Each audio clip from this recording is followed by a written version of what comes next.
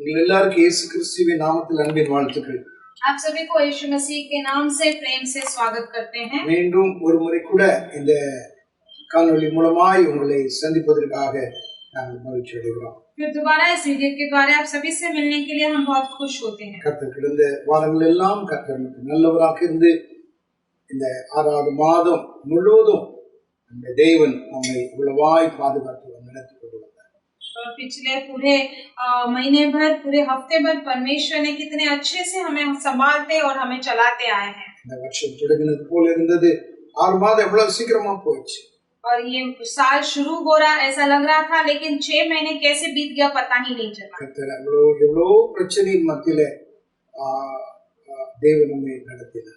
परमेश्वर कितने ही समस्याओं के बीच में हमें अच्छे से चलाते आए हैं। காலையிலும் ஆண்டவருடைய சமூகத்தை நாம் நோக்கி பார்ப்போம்.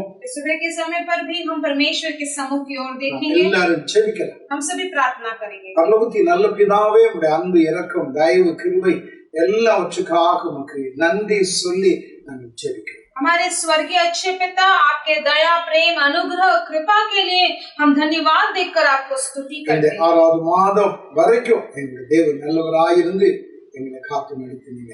इस छठे महीने तक हमें संभाल कर आकर अब हमें अभी तक चलाते இந்த आए हैं। மாதத்தினுடைய கடைசி ஓய்வு நாளுக்காய் உமக்கு ஸ்தோத்திரம். इस महीने के आखिरी हफ्ते के लिए हम आपको धन्यवाद देते हैं। ஆண்டவரே, புது விதமான வியாதிகள் எல்லாம் ஆண்டவரே, தொற்று நோய் எல்லாம் அந்த நாட்களில் தொடர்ந்து பரவி கொண்டிருக்கிறது. परमेश्वर नए महामारियां, नए बीमारियां आजकल इन दिनों में शुरू हो रहे हैं। கர்த்தர் ஒரு பெரிய அற்புதங்களை செய்யுங்கப்பா. परमेश्वर इसके बीच में भी हमें एक बड़ा अद्भुत कार्य தேசம் செய்த ஜனங்கள் செய்த பாவங்கள், தவறுகள், ஆண்டவரே உமக்கு பிரியமில்லாத எதெல்லாம் இருக்குது அதெல்லாம் மன்னித்து ஆண்டவரே இந்த பயங்கரமான அந்த தொற்று நோயிலிருந்து ஆண்டவரே எங்களுடைய தேசத்தை விடுதலையாக்குங்கள். परमेश्वर हमारे देश ने किए लोगों के पापों के वजह से, गलतियों के वजह से जो ये मरी फैल रहा है, परमेश्वर उस सभी से आप छुटकारा देकर हमारे देश को छुड़ाइएगा। இந்த காலை ஆராதனையே உம்முடைய கரங்களிலே நாங்கள் வைக்கிறோம். सुबह की आराधना को आपके हाथों में अर्पण பாடல், करते हैं। துதி, ஸ்தோத்திரங்கள், கேட்க போகிற வார்த்தை எல்லாவற்றையும் ஆவியானவர் அபிஷேகிக்கிறார். गानों को, स्तुति को और परमेश्वर प्रार्थना को और जो देने वाले संदेश सभी को अभिषेक करके आप उसे आशीर्वाद करें। ஜனங்களுக்கு ஒரு வாஞ்சையை உருவாக்கிட்டார். सुनने वाले लोगों के अंदर एक चाहत दीजिएगा। தேவனுடைய வார்த்தை அனுப்பின காரியமாக வாய்க்கிறது. परमेश्वर का वचन जो भेजा गया है वो पूरा होना है। இயேசுவின் நல்ல நாமத்தில் பிதாவே. यीशु मसीह के नाम से मांगते हैं परमेश्वर के नाम में। இந்த பாட்டு புத்தகத்துக்கு நேராக நாம் கடந்து போவோம். ஸ்தோத்திரம். பிதாவே, உம்மை பிதாவே நன்றி சொல்கிறோம். இயேசுவே நன்றி சொல்கிறோம். தூய ஆவியே, எங்கள் தெய்வமே நன்றி சொல்கிறோம். துதி ஆராதனை செய்கிறோம்.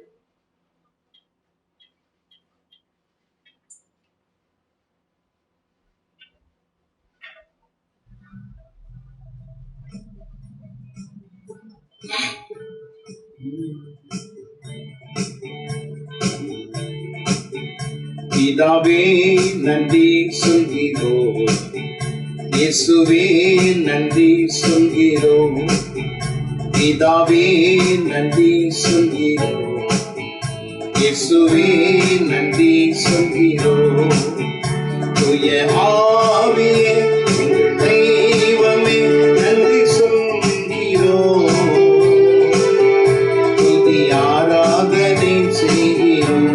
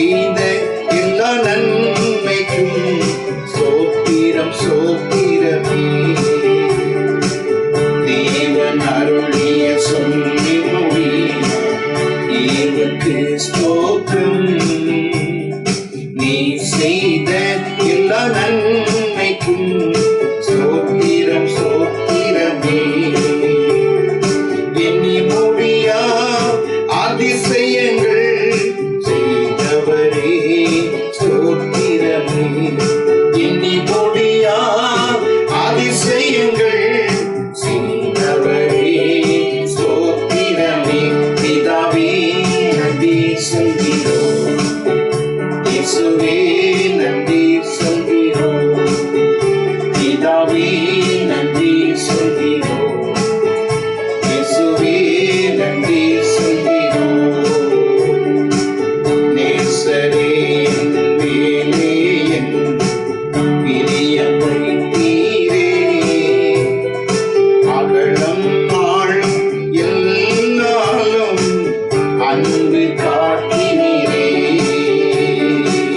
நேசரே மேலே என் பிரியம் வைத்தீரே, அகலம் ஆழம் எந்த அளவும் இல்லா அன்பு காட்டினீரே. இரக்கத்திலும் கிருபையிலும் அனுதினமும் முடிசூட்டினீரே.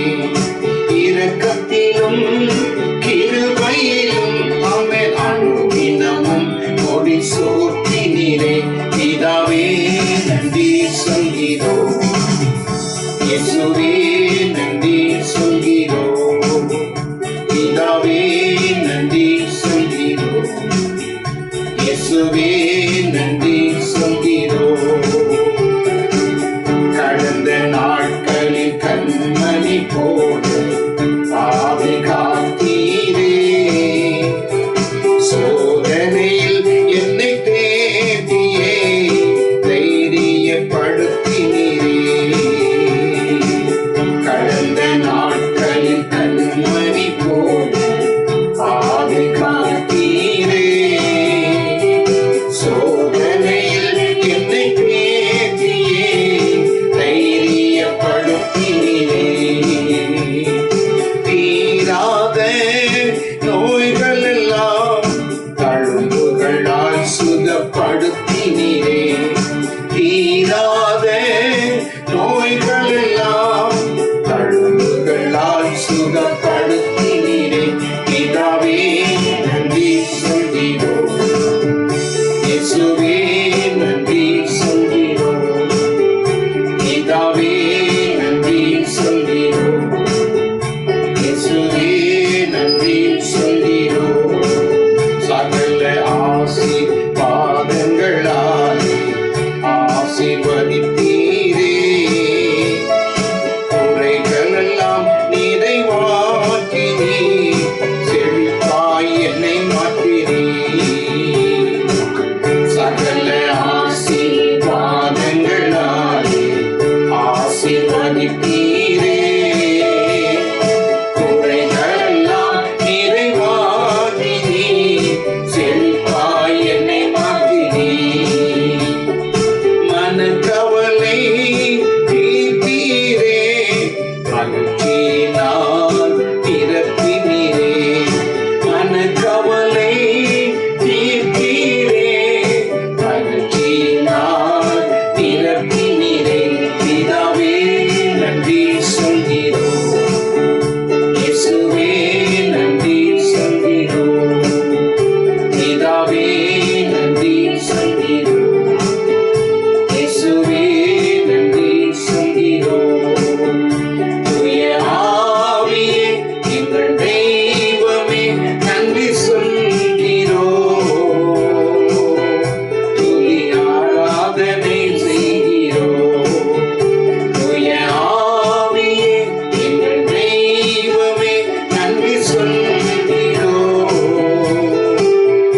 துதி ஆராதனை செய்கிறோம். பிதாவே நன்றி சொல்கிறோம், இயேசுவே நன்றி சொல்கிறோம், பிதாவே நன்றி சொல்கிறோம், இயேசுவே நன்றி சொல்கிறோம். ஆமென். நன்றி பிதாவே, ஸ்தோத்திரம். எனக்கே இனி பயமே, எந்த இயேசு என் துணையே, என் துன்ப நேரத்திலே இயேசுவே என்னோடு இருப்பார்.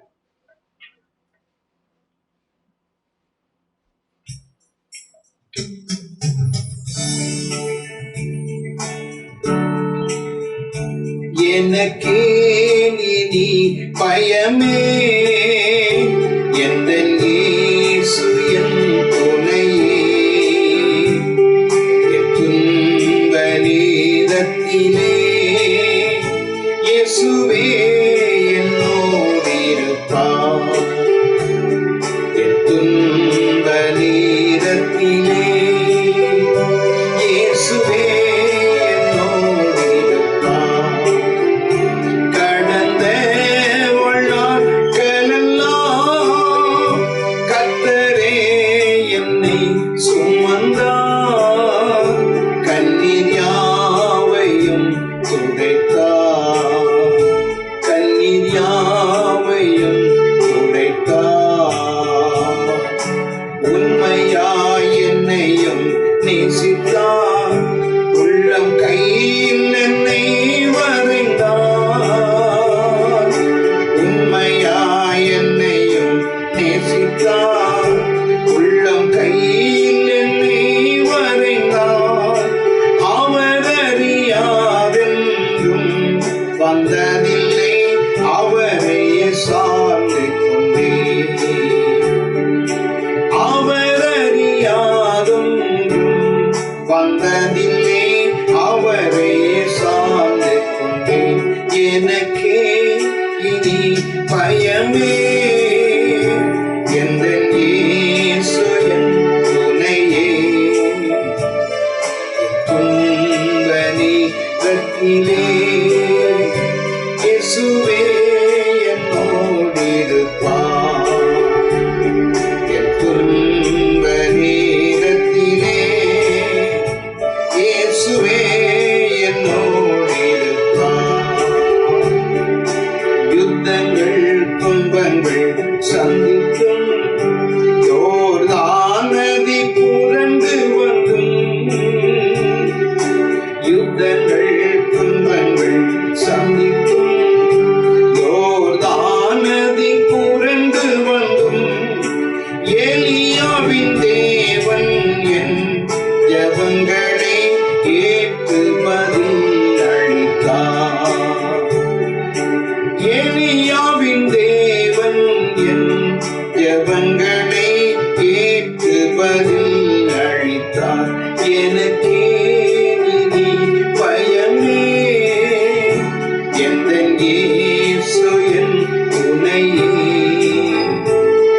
என் துன்ப நேரத்திலே இயேசுவே என்னோடிருப்பார். என் துன்ப நேரத்திலே இயேசுவே என்னோடிருப்பார். இத்தனை அற்புத நன்மைகள் கர்த்தர் செய்ததை நினைத்திடுவேன். இத்தனை அற்புத நன்மைகள் கர்த்தர் செய்ததை நினைத்திடுவேன். இதுவரை வழிகாட்டி நடத்தினார், இன்னமும் காத்திடுவார். இதுவரை வழிகாட்டி நடத்தினார், இன்னமும் காத்திடுவார். எனக்கே இனி பயமே, எந்தன் இயேசு என் துணையே. என் துன்ப நேரத்திலே இயேசுவே என்னோடிருப்பார். என் துன்ப நேரத்திலே இயேசுவே என்னோடிருப்பார்.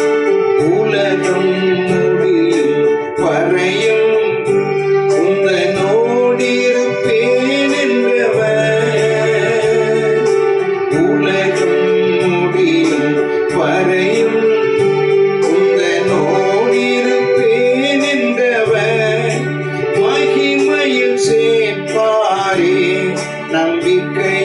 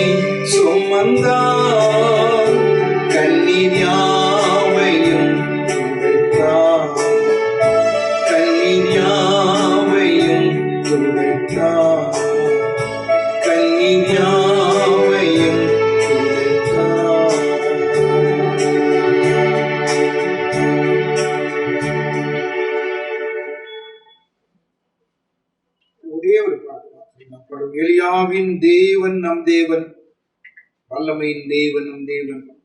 எல்லாருக்கும் தெரிந்த பாடல் நம் கரம் தட்டி பாடல்.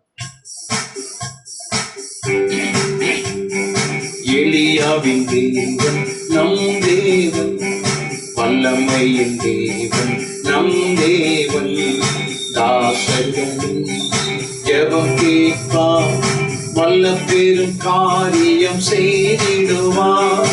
தாசர்களின் ஜெபம் கேட்பார், வல்ல பெரும் காரியம் செய்திடுவார். கர்த்தரே தேவன், கர்த்தரே தேவன் என்றே ஆர்ப்பரிப்போம். கர்த்தரே தேவன், கர்த்தரே தேவன் என்றே ஆர்ப்பரிப்போம். வேண்டிடும் பக்தர்களின் ஜெபம் கேட்டே பனிமலை நிறுத்தினார் வல்ல தேவன். வேண்டிடும் பக்தர்களின் ஜெபம் கேட்டே பனிமழை நிறுத்தினார் வல்ல தேவன். அந்த காலத்தில் விதவை வீட்டில் பாத்திரங்களை அவர் ஆசீர்வதித்தார். அந்த காலத்தில் விதவை வீட்டில் பாத்திரங்களை அவர் ஆசீர்வதித்தார். கர்த்தரே தேவன், கர்த்தரே தேவன் என்றே ஆர்ப்பரிப்போம். கர்த்தரே தேவன், கர்த்தரே தேவன் என்றே ஆர்ப்பரிப்போம். சத்துருக்கள் முன்னிலையில் தெய்வ மனிதன் வீரமுடன் முழங்கினான் தெய்வ மனிதன். சத்துருக்கள் முன்னிலை தெய்வ மனிதன் வீரமுடன் முழங்கினான் தெய்வ மனிதன். அக்கினியா பதில் அளிக்கும் தேவனே தேவன் என்ற தேவ மனிதன். அக்கினியா பதில் அளிக்கும் தேவனே தேவன் என்ற தேவ மனிதன். கர்த்தரே தேவன், கர்த்தரே தேவன் என்றே ஆர்ப்பரிப்போம். கர்த்தரே தேவன், கர்த்தரே தேவன் என்றே ஆர்ப்பரிப்போம். தேவஜனம் கூட்டி சேர்த்த தெய்வ மனிதன் பலிபீடம் செப்பனிட்டு பலியிட்டார். தேவஜனம் கூட்டி சேர்த்த தெய்வ மனிதன் பலிபீடம் செப்பனிட்டு பலியிட்டார். கேட்டருளும் கேட்டருளும் என்றே கதறினான் தெய்வ மனிதன். கேட்டருளும் கேட்டருளும் என்றே கதறினான் தெய்வ மனிதன். கர்த்தரே தேவன், கர்த்தரே தேவன் என்றே ஆர்ப்பரிப்போம்.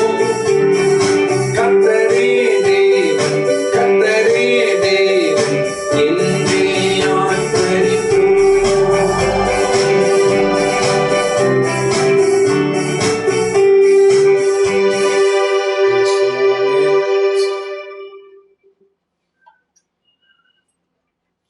நாம் எல்லாரும் எழுந்து நின்று ஒரு சங்கீதத்தை நாம் மாறி மாறி வாசிப்போம். हम सभी खड़े होते हुए एक भजन संगीता को बदल बदल पढ़ेंगे। சங்கீதத்தின் புஸ்தகம் 32ஆம் சங்கீதத்தை நாம் மாறி மாறி வாசிக்கிறோம். भजन संगीता का पुस्तक 32वां अध्याय को हम बदल बदल पढ़ेंगे। எவருடைய மீறுதல் மன்னிக்கப்பட்டதோ, எவருடைய பாவம் மூடப்பட்டதோ அவன் பாக்கியவான். क्या ही धन्य है वो मनुष्य जिसके अधर्म का यहोवा लेखा न ले और जिसकी आत्मा में कपट न हो। நான் அடக்கி வைத்த மட்டும் நித்தம் என் கதறுதலினாலே என் எலும்புகள் உலர்ந்து போயிற்று. क्योंकि रात दिन में तेरे हाथ के नीचे दबा रहा और मेरी तरवाहट धूप काल की सी जुराहट बनती गई। நான் என் அக்கிரமத்தை மறைக்காமல் என் பாவத்தை உமக்கு அறிவித்தேன், என் மீறுதலில் கர்த்தருக்கு அறிக்கையிடுவேன் என்றேன். தேவரீர் என் பாவத்தின் தோஷத்தை மன்னித்தீர். इस कारण हर एक भक्त तुझसे ऐसे समय में प्रार्थना करे जबकि तू मिल सकता है। निश्चय जब जल की बड़ी बाढ़ आए तो भी उस भक्त के पास न पहुंचे। நீர் எனக்கு பயவுடமாயிருக்கிறீர், என்னை நீ இக்கட்டுக்கு விலக்கி காத்து இரட்சணிய பாடல்கள் என்னை சொல்ந்து கொள்ளும்படி செய்தி.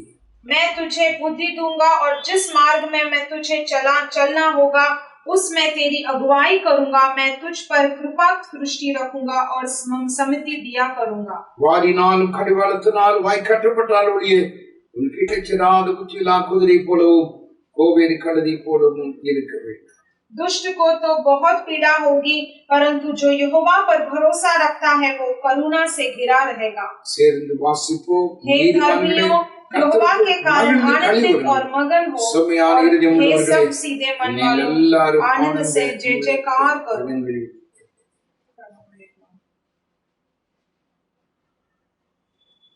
நான் உனக்கு போதித்து நீ நடக்க வேண்டிய வழி உனக்கு காட்டுவேன். என் கண்ணை வைத்து எனக்கு ஆலோசனை செய். मैं तुझे सिखाकर तू चलने वाले रास्ता को तुझे दिखाऊंगा और दृष्टि रखकर तेरे ऊपर संभालते रहूंगा. பாவங்களை அறிக்கையிட்டு மன்னிப்பு பெற்ற தேவனுடைய பிள்ளைகளை பார்த்து ஆண்டவர் சொன்னார், நான் உனக்கு போதிப்பேன். और जो अपने पापों को परमेश्वर के पास क्षमा मांगता है उनके देखकर परमेश्वर कहते हैं कि मैं तुझे सिखाऊंगा. நான் உனக்கு இனி ஆலோசனை சொல்லுவேன். मैं तुझे अब सलाह दूंगा. எதிலே எப்படி நடக்க வேண்டும் என்று நான் கற்றுத்தரேன். मैं तुझे सिखाऊंगा कि अब तुझे कैसे किस तरह चलना है. நம்முடைய தேவன் நமக்கு ஆலோசனை தருகிறது. हमारा परमेश्वर हमें सलाह देने वाले परमेश्वर. ஆலோசனை கேட்டு நாம் நடந்திருக்கிறோம். क्या हम परमेश्वर से सलाह पूछकर उनके दिशा में चलते हैं क्या? संगीतकारन சொல்கிறார், எனக்கு ஆலோசனை தந்த கர்த்தரை நான் துதிப்பேன். और यहाँ पर भजन संगीता में संगीतकार कहता है कि परमेश्वर ने जो मुझे सिखाया परमेश्वर के रास्ते पे मैं தேவன் நமக்கு ஆலோசனை தருகிறார். परमेश्वर हमें सलाह देते हैं. அவர் ஆலோசனையில் ஆச்சரியமானவர். वो सलाह देने में आश्चर्य அவர் செயலில் மகத்துவமானவர். और वो उनके व्यवस्था में वो बहुत महत्वपूर्ण நம்மை தாழ்த்தி वही परमेश्वर के सामने हम अपने आप को अर्पण करके எல்லாரும் இந்த காலையில இந்த ஆராதனையில நாம் எழுந்திருந்து கர்த்தரை நாம் துதிக்கலாம். और हम सभी इस आराधना में खड़े होकर परमेश्वर का स्तुति करेंगे. தேவன் எத்தனை நல்ல தேவன். परमेश्वर कितना भला परमेश्वर है. आमेन. நன்றி இயேசுவே, உமக்கு ஸ்தோத்திரம்.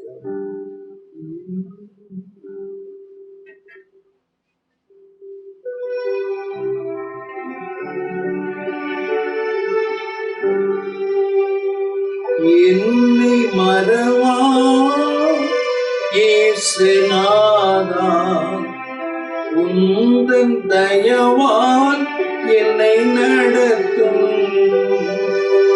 என்னை மறவா இயேசுநாதா, உந்தன் தயவால் என்னை நடத்தும்.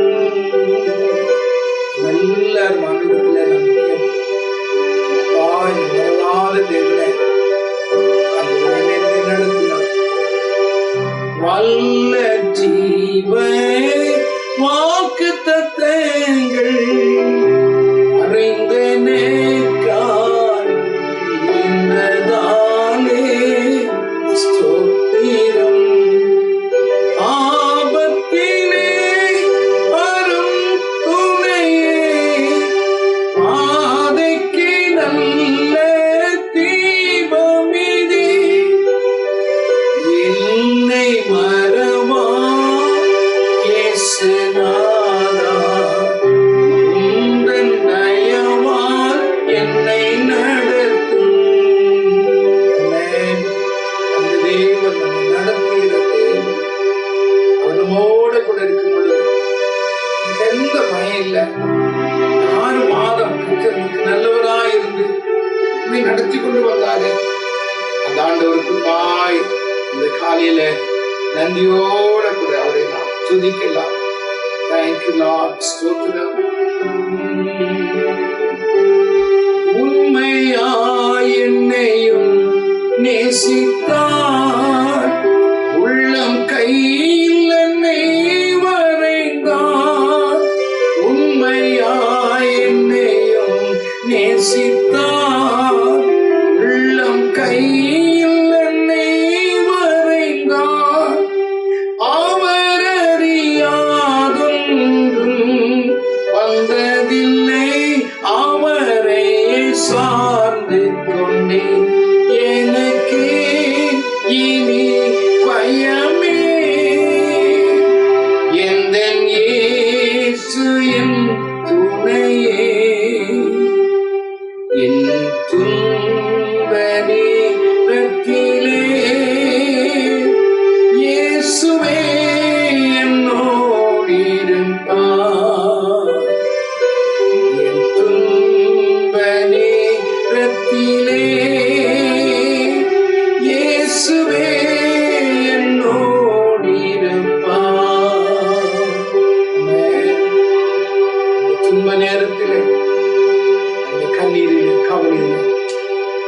இயேசு நம்மோடு கூட எத்தனை நல்லதே, எத்தனை பிரச்சனை வருது, எத்தனை போராட்டங்கள் வருது.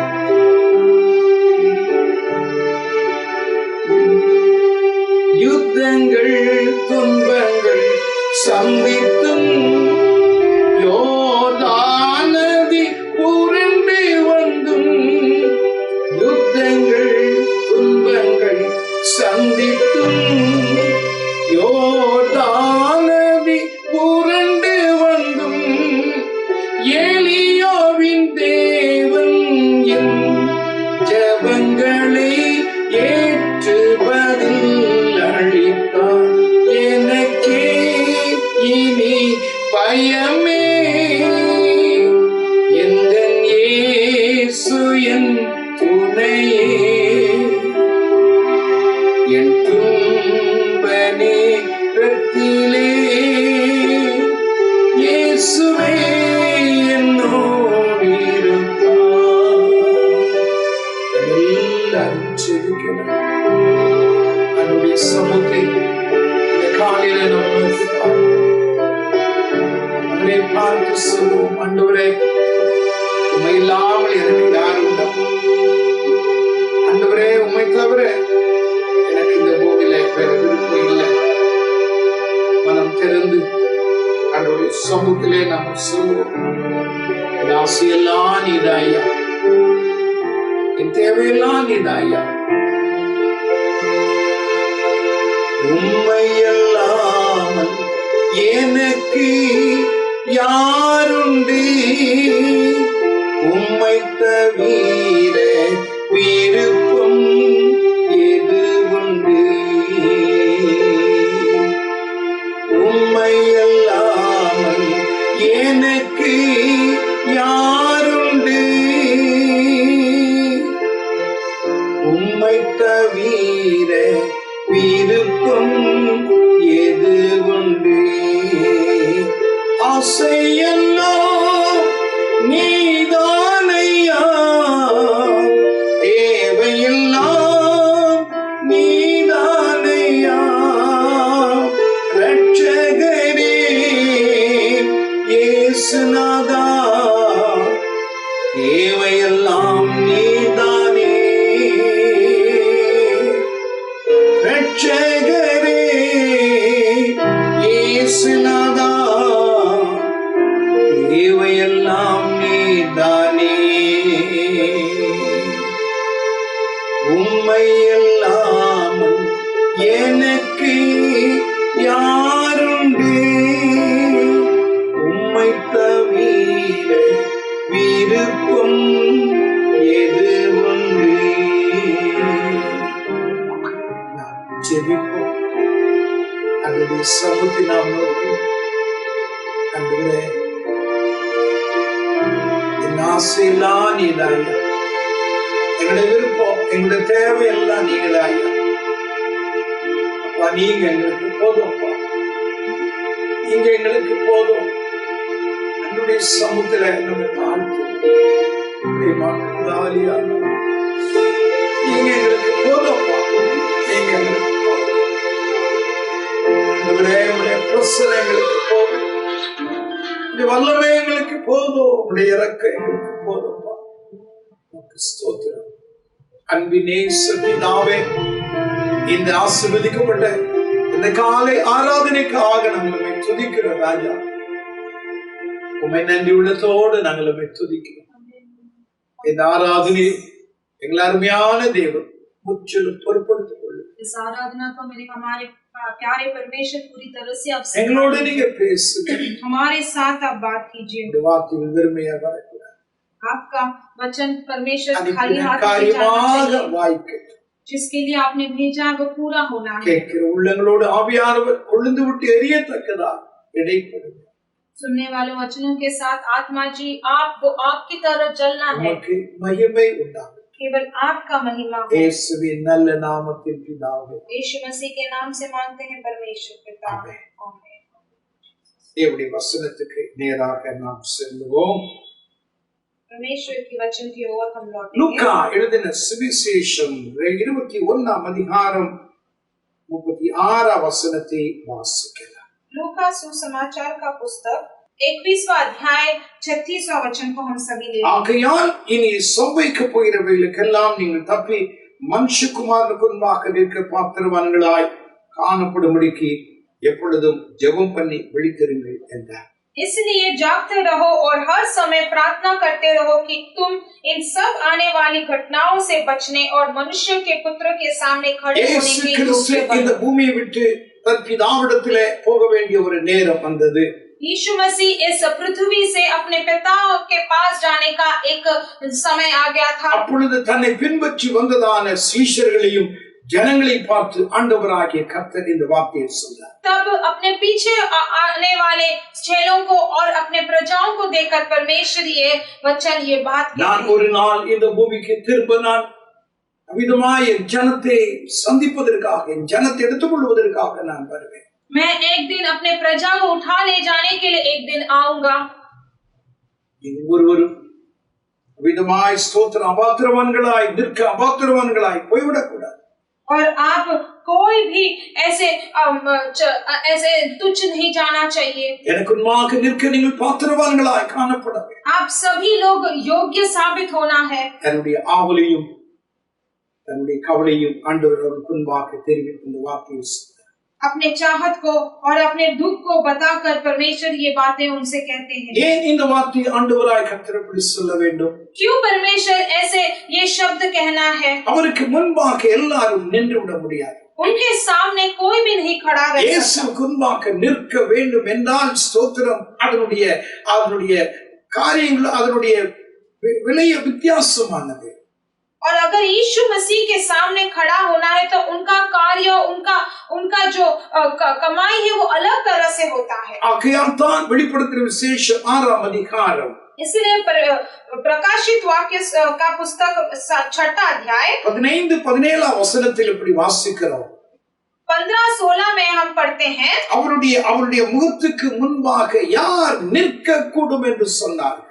और उसमें लिखा गया कि उनके मुख के सामने कौन खड़ा रह सकता है. யார் சொன்னது? ஏதோ ஒரு ரோட்ல இருக்கிறவன் சொல்லவில்லை. பூமியின் ராஜாக்கள் அங்க இருக்கிற பிரபுக்கள் ஐஸ்வர்யவான்கள் சொன்னார்கள். और कोई ऐसे रास्ते में खड़ा होने वाला ने नहीं कहा. वहाँ पृथ्वी के राजा बहुत बड़े धनवान लोग ऐश्वर्य लोग ने कहा. எல்லா ராஜ்யங்களில் ஆளுகை செய்து கொண்டிருக்கிற ஸ்தோத்திரம் ராஜாக்கள் அரசியல்வாதிகள் ஐஸ்வர்யவான்கள் சொன்ன ஒரு வார்த்தை, அவருடைய முகத்துக்கு முன்பாக யார் நிற்கக்கூடும்? और पूरे पृथ्वी के राज्य करने वाले प्रधान लोग सरदार और बहुत धनवान लोग ने कहा है कि उनके मुख के सामने कौन खड़े हो सकता है. சாதாரணமாக எந்த ஒரு பாவியான மனுஷன் துன்மார்க்கன் அக்கிரமக்காரன் இயேசுவுக்கு முன்பாக நின்று விட முடியாது. साधारण से देखा जाए तो कोई भी पापी, कोई भी दुष्ट आदमी या कोई भी गलत करने वाला आदमी ऐसे यीशु के सामने खड़ा नहीं हो सकता. தேவனுடைய பெட்டியை பிடித்து அவருடைய விக்கிரக கோயிலாகிய தாகோனுடைய கோயிலுக்கு கொண்டு போனார்கள். और फिलिस्तीय लोगों ने वो परमेश्वर का वो पकड़कर ताजुब को पकड़कर तंबू को पकड़कर वे लोग मूर्ति पूजा करने के लिए चले गए. அவருடைய தாகோன் என்று சொல்லக்கூடிய அவருடைய கோயிலுக்கு முன்பாக கொண்டு போனார்கள்.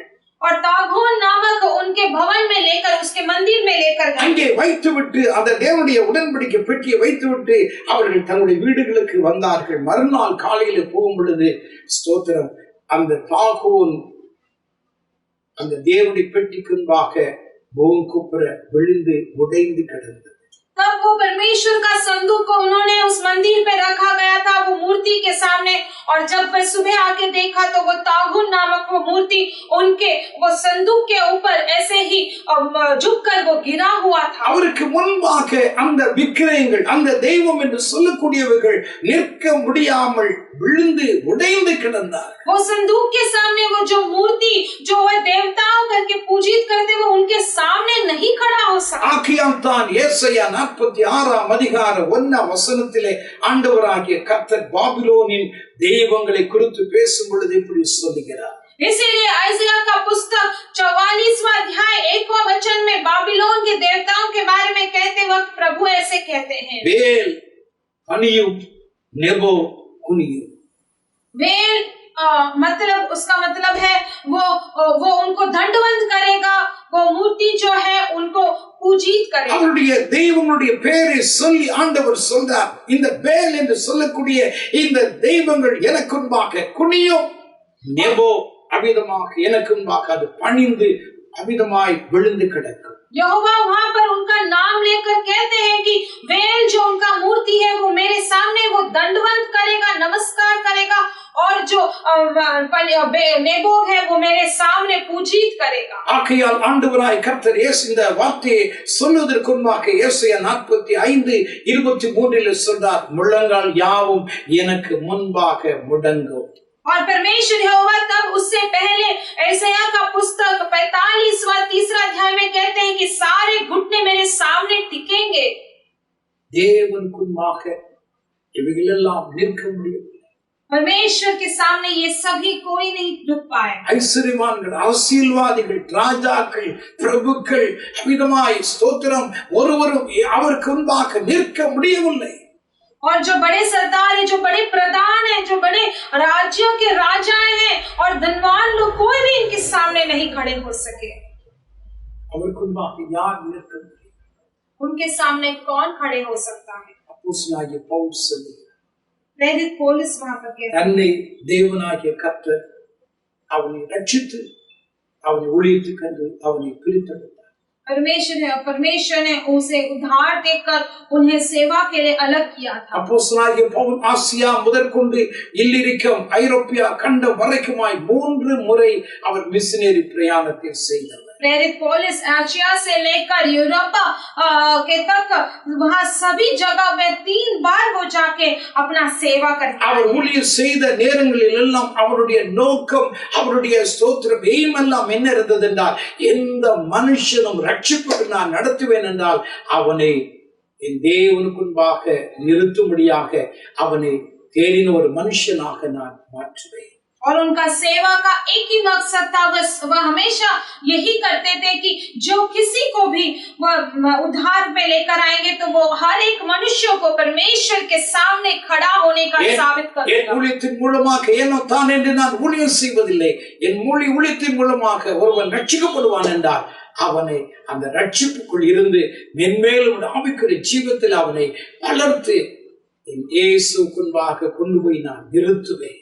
उसे ऐसे ही केवल मैं उद्धार नहीं दूंगा, लेकिन उसे उद्धार करके उसे पूरी तरह से परमेश्वर और आत्मिक जीवन में बढ़ोतरी देकर वो परमेश्वर के सामने उसे खड़ा रखेगा। ஆகையால் தான் கொலோசியர் 1:28 எப்படி சொல்றார்? इसलिए कोलोसियों का पुस्तक 1 अध्याय 28 वचन में ऐसे कहते हैं, எந்த மனுஷனையும் கிறிஸ்துவுக்குள் தேர்ந்தவனாக நான் நிறுத்தும்படி, और कोई भी मनुष्य को मैं मसीह में सिद्ध करके उपस्थित करूंगा। அது எனக்கு தேவன் எனக்கு கொடுத்திருக்கிற ஒரு பொறுப்பு என்று சொல்றார்। और मुझे परमेश्वर ने वो दिया गया एक कर्तव्य है मेरा। ஆகையால் ஸ்தோத்திரம் அந்த மனுஷரை அவர்களை மாத்திரமல்ல என்னுடைய வாழ்க்கையிலேயும் நான் வீணாக ஓடி வீணாக பிரயாசப்பட்டு என் வாழ்க்கை ஒடிந்து விடாதபடி கிறிஸ்துவினிடத்திலே நான் போய் சேர வேண்டும்। और ना केवल मैं ऐसे दूसरे व्यक्तियों के लिए, लेकिन मेरे अपने के लिए भी मैं ऐसे तुच्छ नहीं रहूंगा, लेकिन मसीह से पहुंचने तक मैं अपना काम करता रहूंगा। இந்த வார்த்தைகளை கேட்கிற எங்களுக்கு அருமையானவர்களே, ये वचनों को सुनने वाले मेरे प्रिय लोगों, நம்முடைய ஆண்டவராகிய இயேசுவுக்கு முன்பாக ஒரு நாள் நாம் நிற்க வேண்டும்। हमारे परमेश्वर यीशु के सामने हम सभी को खड़े होना है। நிறைய காரியங்களை நான் உங்களோட சொன்னேன், யாரெல்லாம் அவிதமாய் நிற்க முடியாமல் தடுமாறினார்கள்। इस पृथ्वी में मैंने कहा है कितने लोग ऐसे ना खड़े होते हुए डगमगाने लगे। தேவன் நமக்கு ஜீவனுள்ள நாளை கர்த்தர் கொடுக்கிறார்। परमेश्वर ने हमें जीवित जीवन दिया है। ஓ ஆண்டவர் நமக்கு வேண்டிய ஆலோசனைகளை, தேவனுடைய வார்த்தைகளை கர்த்தர் கொடுக்கிறார்। परमेश्वर हमें जो सलाह चाहिए, परमेश्वर के वचन चाहिए, वो सभी हमें இந்த देते हैं। பூமியிலே அவர் முன்பாக நின்று படைக்கப்பட்டவர்கள் இயேசு வரும் பொழுது அவர் முன்பாக நிற்க முடியும்। और ये पृथ्वी में जो यीशु के साथ हो लेते हैं वही यीशु के सामने खड़े हो। இந்த பூமியிலே அவருக்கு முன்பாக நிற்க முடியாதவர்கள், நிற்க பழக்கம் இல்லாதவர்கள் இயேசுவோட வருகையிலே கைவிடப்படுவார்கள்।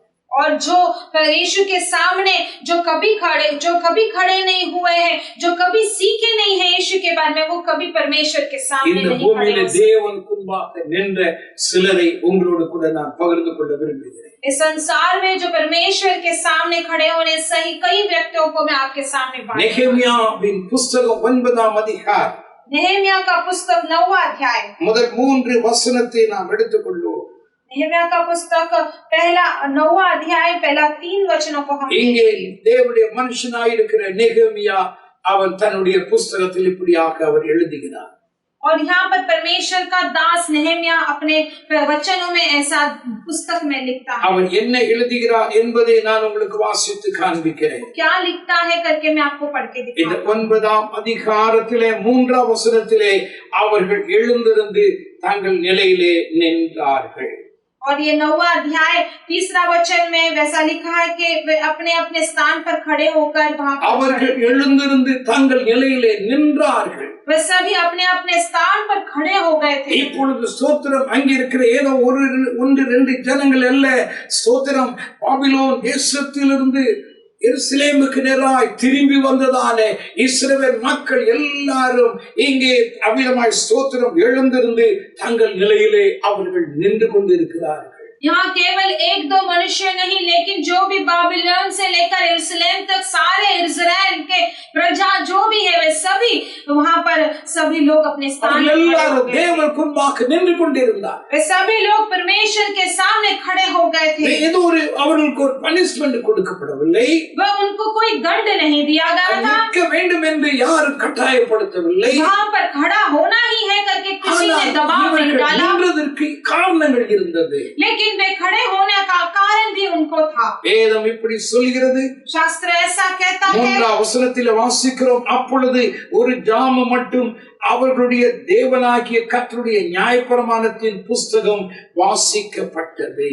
और तब ऐसा शास्त्र कहता है कि उनका होकर दिन के 1 पहर तक अपने परमेश्वर यहोवा की व्यवस्था की पुस्तक पढ़ते थे। ஒரு ஜாம மட்டும் நியாயப்பிரமாண புஸ்தகம் வாசிக்கப்பட்டது. एक दिन के 1 पहर तक अपने परमेश्वर यहोवा की व्यवस्था का पुस्तक पढ़ा गया था। ஒரு ஜாமம் என்று சொன்னால் 3 மணி நேரம் என்று அர்த்தம். 1 पहर कह गया तो 3.5 घंटा इसका अर्थ है। 3 மணி நேரம் அவர்கள் தேவனுக்கு முன்பாக ஸ்தோத்திரம் எழுந்து நிற்கிறார்கள். 3.5 घंटा वो परमेश्वर के सामने वो खड़े हो रहे थे। எதற்காக நிற்கிறார்கள்? நியாயப்பிரமாணத்தின் புஸ்தகம் வாசிக்கப்படுகிறது. किसके लिए वे खड़े हैं? क्योंकि वो व्यवस्था का पुस्तक पढ़ रहे थे। தேவனுடைய வார்த்தை காதிலே கேட்கும்படியாக இத்தனை வருஷங்கள் 70 வருஷம் எங்களுக்கு இந்த கர்த்தருடைய வார்த்தை இல்லாமல் போனது. क्योंकि ताकि वो परमेश्वर के वचनों को सुने, क्योंकि 70 साल तक उनको परमेश्वर का वचन नहीं सुन पाया। தேவன் எங்களுக்கு ஜீவனுள்ள நாளை கொடுத்து அந்த வார்த்தைகளை அவிதமாய் கேட்கும்படியாக கர்த்தர் எங்களுக்கு கிருபை தந்திருக்கிறார் என்பதை அவர்கள் அறிந்து பயபக்தியோடு கூட அதை கேட்கும்படியாக எழுந்து 3 மணி நேரம் நின்று கொண்டிருக்கிறார்கள். परमेश्वर ने इतने साल तक हमें जीवन दिया, उसको लेकर वे दंडवत करते हुए बहुत ही भयभीति के साथ 3.5 घंटा वही स्थान पर अपने स्थान पर खड़े हो गए। அருமையானவர்களே, தேவனுடைய வசனத்தை நாம் அவிதமாக கனப்படுத்த வேண்டும். मेरे प्रिय लोगों, परमेश्वर के वचनों को हमें आदर करना है। தேவனுடைய வசனத்தை நீ கனப்படுத்தினால் ஆண்டவர் உன்னை கனப்படுத்துவார். परमेश्वर के वचनों को आप सम्मान दोगे तो परमेश्वर आपको सम्मान देंगे। ஓசியா தீர்க்கதரிசியின் புஸ்தகம் 5ஆம் அதிகாரத்திலே ஆண்டவராகிய கர்த்தர் ஓசியா மூலமாக இப்படி சொல்லுகிறார். होसिया भविष्यद्वक्ता का पुस्तक 5वां अध्याय में होसिया के द्वारा परमेश्वर यहाँ कहते हैं। ஸ்தோத்திரம் 4ஆம் அதிகாரம் 6ஆம் வசனத்திலே 4 अध्याय 6 वचन में, நீ உன் தேவனுடைய வேதத்தை மறந்தாய், ஆகையால் நானும் உன் பிள்ளைகளை நான் மறந்து விடுவேன். तूने अपने परमेश्वर की व्यवस्था को तेज दिया है, इसलिए मैं तेरे लड़के बालकों को छोड़ दूंगा। 8ஆம் அதிகாரம் 12ஆம் வசனத்திலே 8वां अध्याय 12 वचन में, என் வேதத்தின் மகத்துவங்களை நான் அவர்களுக்கு எழுதி கொடுத்தேன்.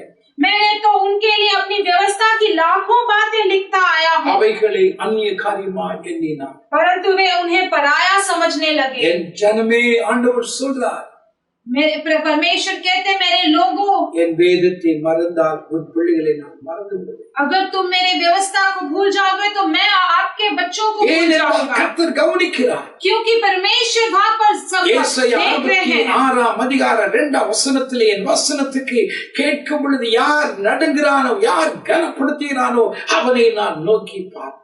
और ऐसे 66:2 में परमेश्वर कहते हैं कि जो कोई भी मेरा व्यवस्था के अनुसार चलेगा तो मैं उन पर स्मरण करता हूँ, ध्यान देता हूँ. வசனங்கள் வாசிக்க கேட்க வேண்டும். परमेश्वर के व्यवस्था को जब पढ़ते वक्त सुन रहे थे. தேவனுடைய வசனத்துக்குள் என்ன இருக்கிறது? परमेश्वर के वचन में ऐसा क्या है? யோவான் 6:63 योना का पुस्तक 6:63 में ஸ்தோத்திரம், என் வசனங்கள் ஆவியாகவும் அதற்குள் ஜீவனும் இருக்கிறது.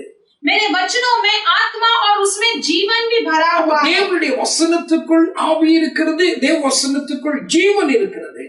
परमेश्वर के वचनों में आत्मा भी है, उसमें जीवन भी भरा हुआ है. ஆண்டவருடைய வார்த்தையை தேவனுடைய பிள்ளைகளாகிய நீங்கள் நானும் கேட்கும்படிக்கு இந்த காலையிலே கர்த்தர் அந்த வசனங்களை அனுப்புகிறார். इसका मतलब परमेश्वर अपने वचनों को, अपने व्यवस्थाओं को सुनने के लिए परमेश्वर ये कार्य हमें बता रहे ஏன் हैं. அனுப்புகிறார்? ஏசாயா 55:11 வாசிக்கிறோம், என் வார்த்தை அனுப்பின காரியமாக வாய்க்க வேண்டும்.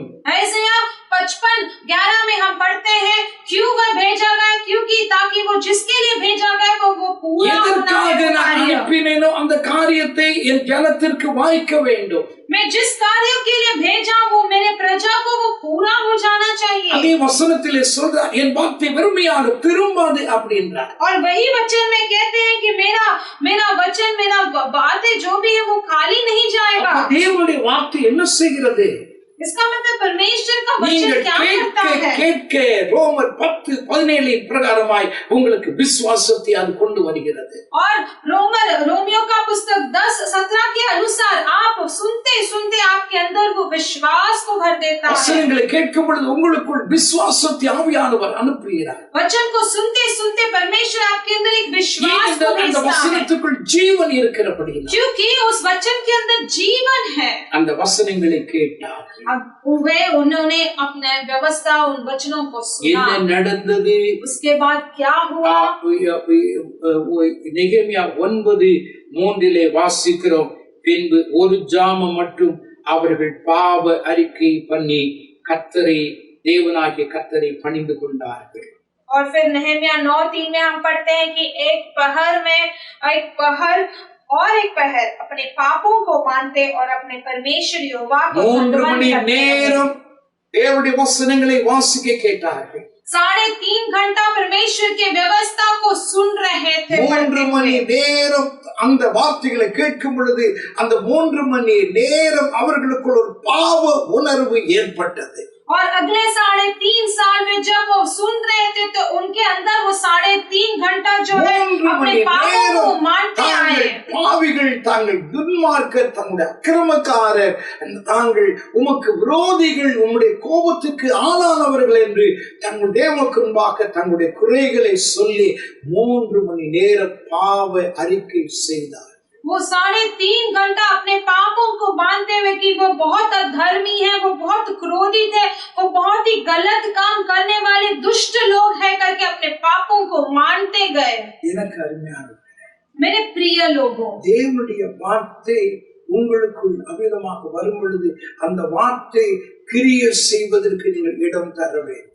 परमेश्वर का वचन जब आपके अंदर आता है, उस वचन जो है क्रिया करने के लिए आप उसको जगह देना है. ஏன் இப்பொழுது ஆராதனையில அந்த காரியங்கள் நடப்பதில்லை? क्यों आजकल के आराधना में वो नहीं होता है? வசனங்களை கேட்கும் பொழுது, வாசிக்கும் பொழுது ஏன் அந்த உணர்வு நமக்குள் வரவில்லை?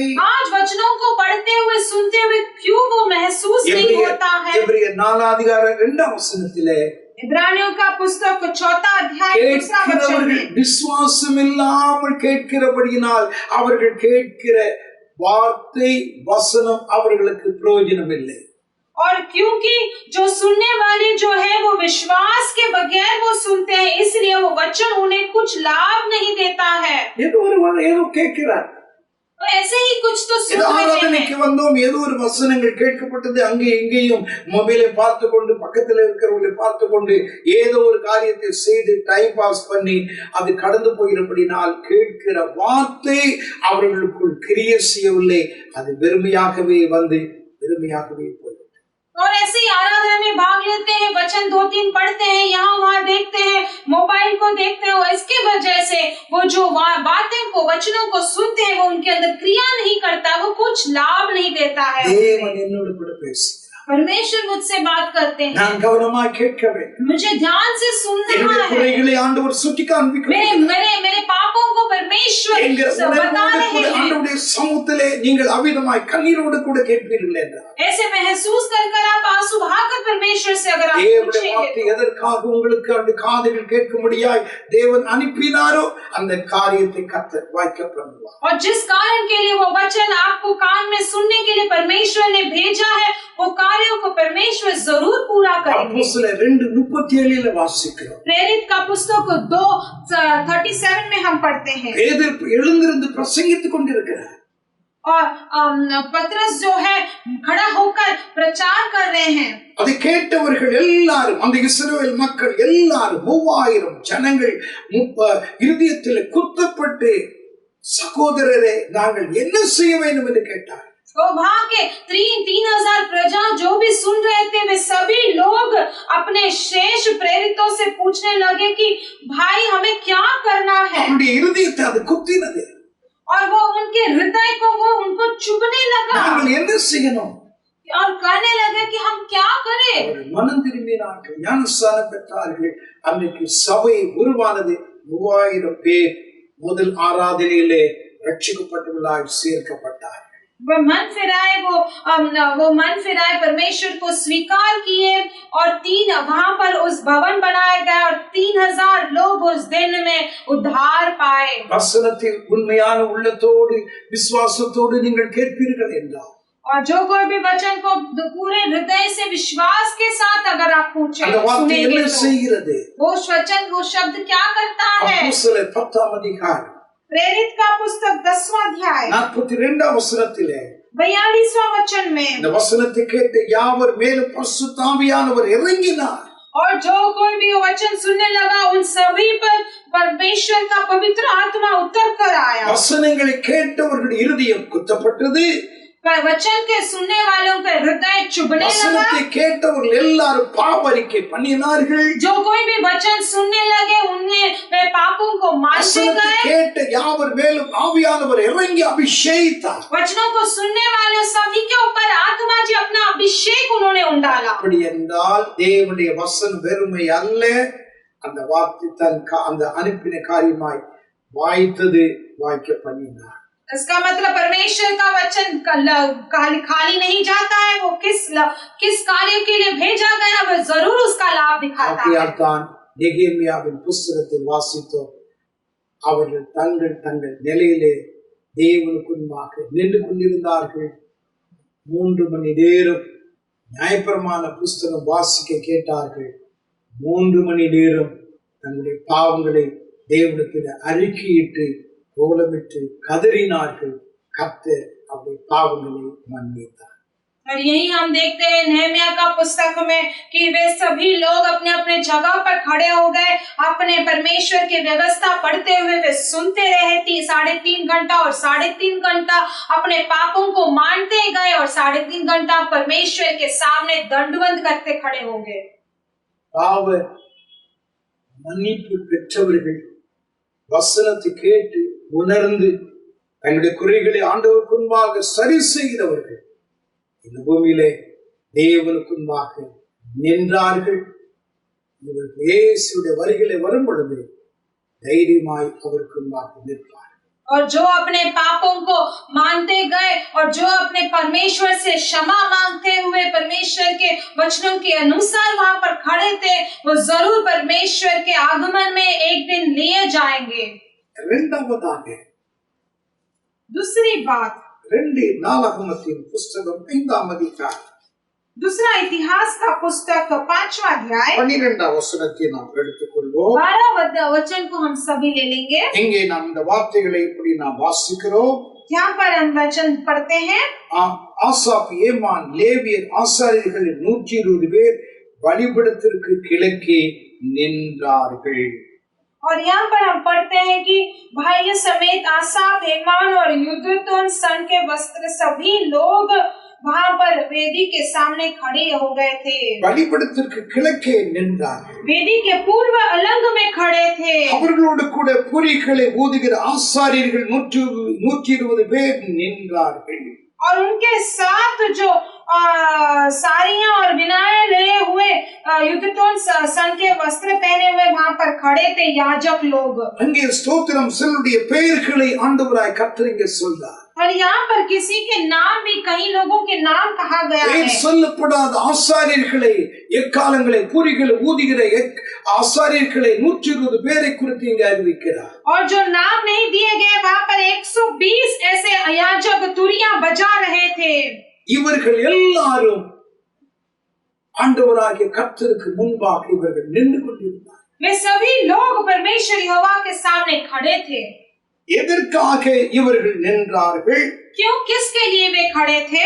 இவர்கள் நின்றதுடைய காரணம் என்ன என்று இங்கே பரிசுத்த வேதம் சொல்லுகிறது. वे खड़े होने का कारण क्या है करके यहाँ पर पवित्र शास्त्र कहता है. 13ஆம் வசனத்திலே வாசிக்கிறோம், அவர்கள் எல்லாரும் ஒருமிக்க பூரிகளை ஊதினார்கள், ஏக சத்தமாய் கர்த்தரை துதித்தார்கள், ஸ்தோத்திரித்து பாடினார்கள்.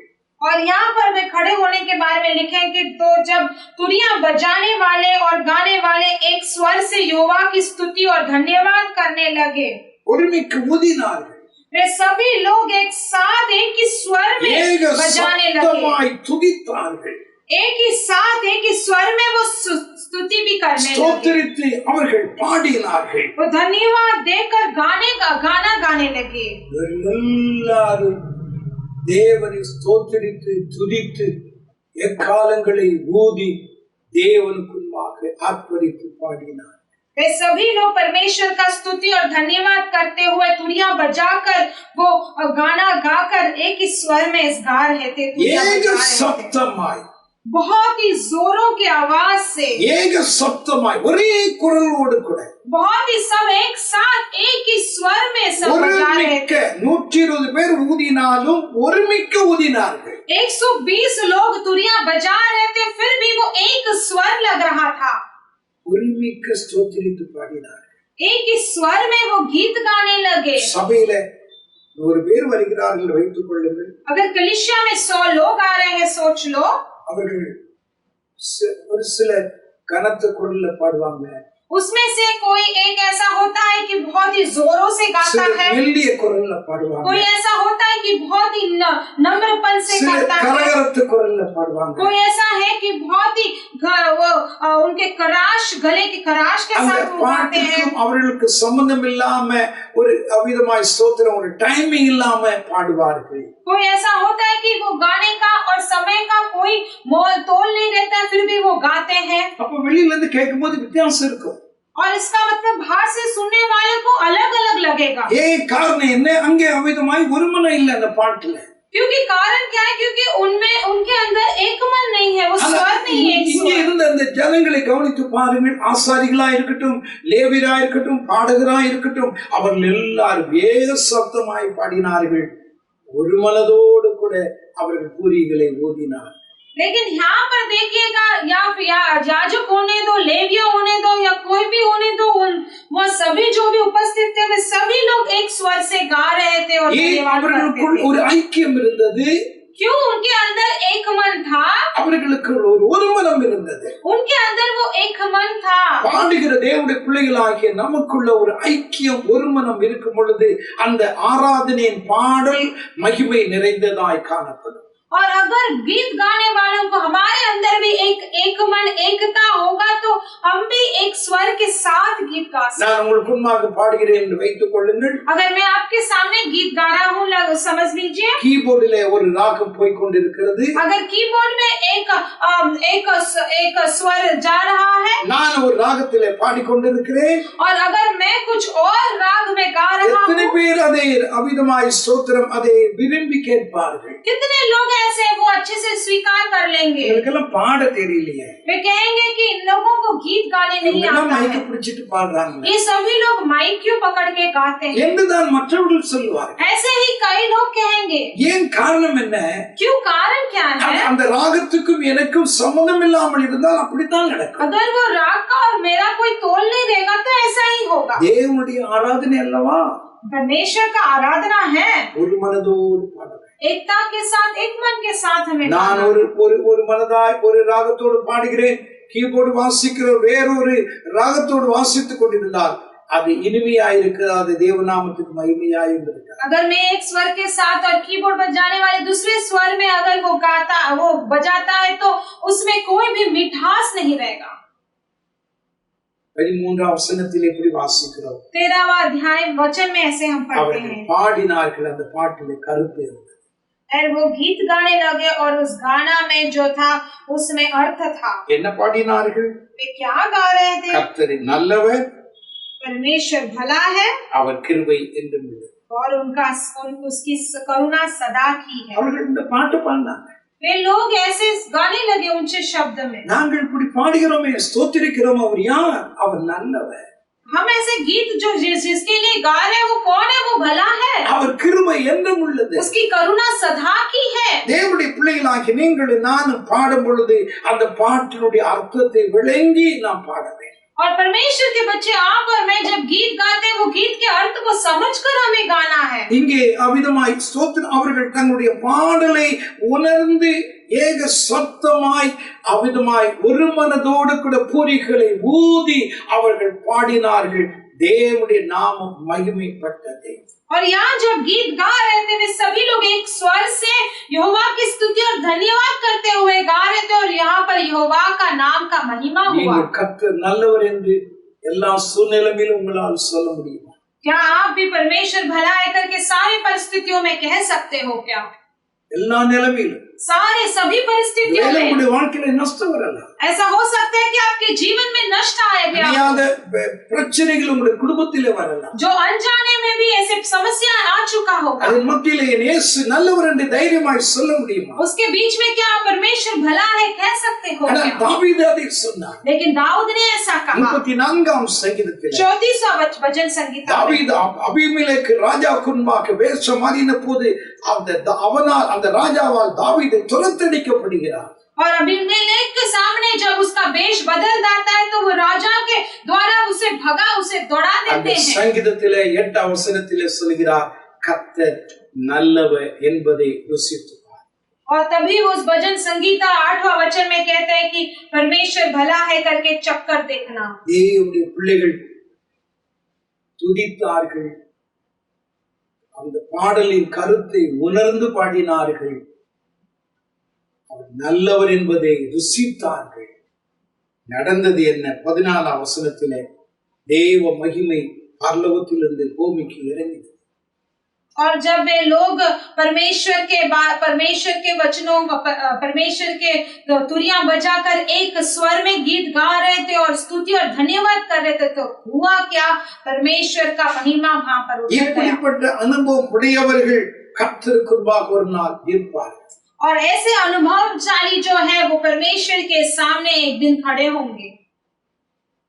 துதி ஆராதனை எப்படி இருக்கிறது?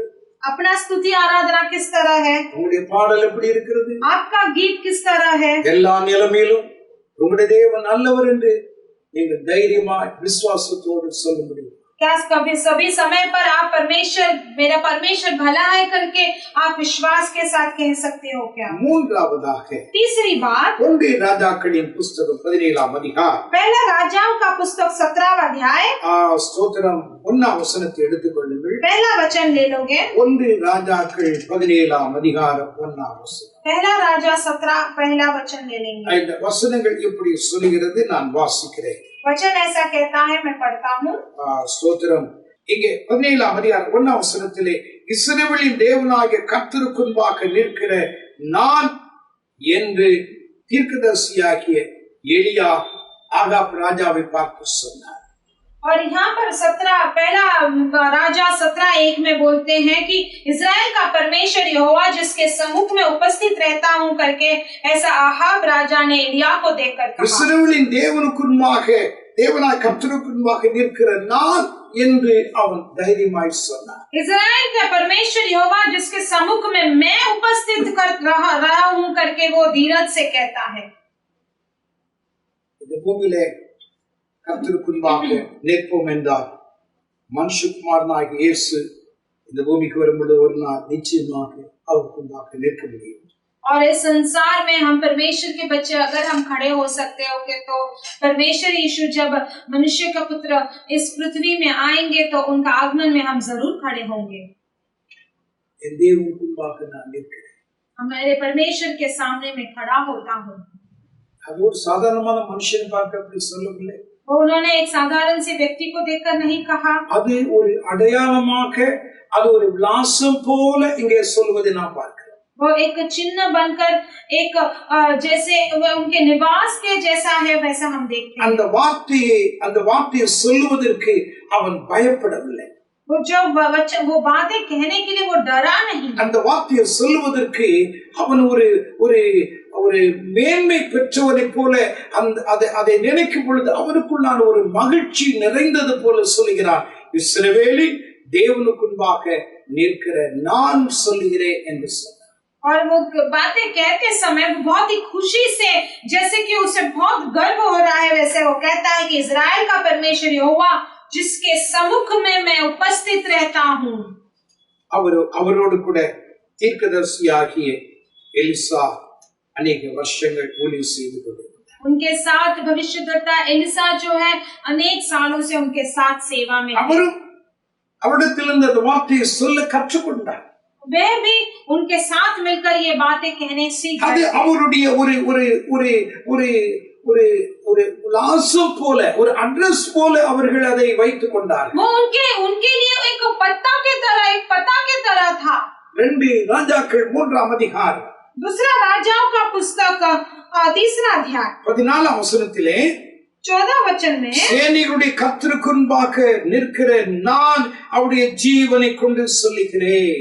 सेनाओं का यहोवा जिसके सम्मुख में मैं उपस्थित रहता हूँ उनको इसके जीवन की शपथ लेकर मैं कहता அவர்கள் हूँ। அந்த வார்த்தையை சொல்வதற்கு அவர்கள் சங்கோச்சப்படவில்லை, வெட்கப்படவில்லை, மகிழ்ச்சி அடைந்தார்கள். वे ये बातें कहने के लिए शर्म नहीं हुए, लज्जित नहीं हुए, लेकिन वो बहुत खुश हो गए थे। யாருக்கு முன்பாக நிற்கிறேன்? ஏதோ ஒரு ஐஸ்வர்யவானுக்கு முன்பாக பிச்சைக்காரனை போல ஏதோ எது அவிதமாய் தேவைகளுக்காக கெஞ்சி நான் நிற்கவில்லை. मैं किसके सामने खड़ा हूँ? कोई तो एक धनवान के सामने में भिखारी के तरह खड़ा होकर उनके सामने में भीख नहीं मांग ஒரு रहा हूँ। ராஜாவுக்கு முன்பாக ஒரு குற்றவாளியாக நான் நிற்கவில்லை. एक राजा के सामने एक अपराधी के जैसे मैं नहीं खड़ा हूँ। நான் இஸ்ரவேலின் தேவனுக்கு முன்பாக நான் நிற்கிறேன். लेकिन मैं इज़राइल राजा के सामने में खड़ा हूँ। அப்படி சொல்ல வேண்டும் என்றால் अगर ऐसे कहना है तो 3 காரியம் அவனுக்குள் இருந்திருக்க வேண்டும். 3 कार्य उसके अंदर होना है, அப்பொழுதுதான் இப்படிப்பட்ட வார்த்தைகளை சொல்ல முடியும். तभी वो ऐसी सारी बातों को कह सकता है। அவனுக்குள் இருந்த என்ன காரியம்? उसके अंदर जो 3 कार्य था, எலியாவுக்கு துணிவு நிறைந்த தைரியம் இருந்தது. एलिया को बहुत ही भरपूर धैर्य था। அவனுக்குள்ளான ஒரு தைரியம், उसके अंदर एक धीरज तो था। இரண்டாவது குற்றமற்ற மனசாட்சி அவனுக்குள் இருந்தது.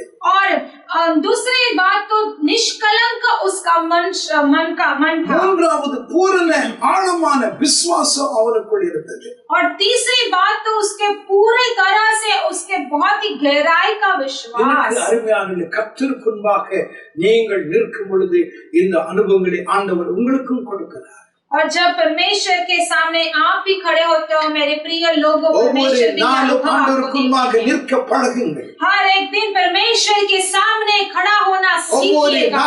அதிகாலையில் ஆண்டவருக்கு முன்பாக நிற்க பழகுங்கள். हर एक दिन परमेश्वर के सामने के लिए बड़ी बोर के समय पर खड़े होने के लिए सीखिएगा। एलियाவுக்குள் ஒரு துணிவு நிறைந்த ஒரு தைரியம் இருந்தது. और उस एलिया के अंदर वो खड़ा होने का वो एक धैर्य और धीरज था। समरियाविன் ராஜா ஆகாப், वो समरिया का राजा आहाब, அவருடைய மனைவியாகிய யேசபேல், उसके சீதோனிய ராஜாவுடைய மகள். और वो उसके पत्नी इजेबेल जो है वो सीदियोने राजा की उनकी पुत्री थी. ஒரு ராஜாவுடைய மகளாக்கும் அவருடைய மனைவி. वो एक राजा का राजा की बेटी है उनकी पत्नी.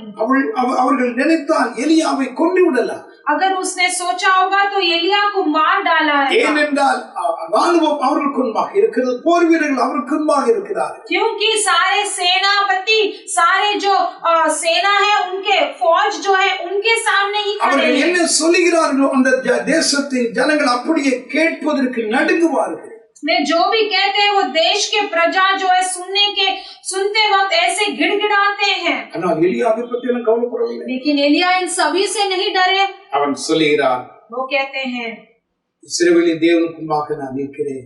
इस्राएल के यहोवा के सामने में खड़ा हूँ. என் வார்த்தையின்படி இந்த நாட்களிலே 3 வருஷம் 6 மாதம் ராஜாவே உன் தேசத்திலே பனியும் பெய்யாது மழையும் பெய்யாது. और तब मेरे वचनों को सुनने वाले 3 साल और 6 महीना इस देश में ना ओस पड़ेगा ना बारिश होगा. காரணம் என்ன?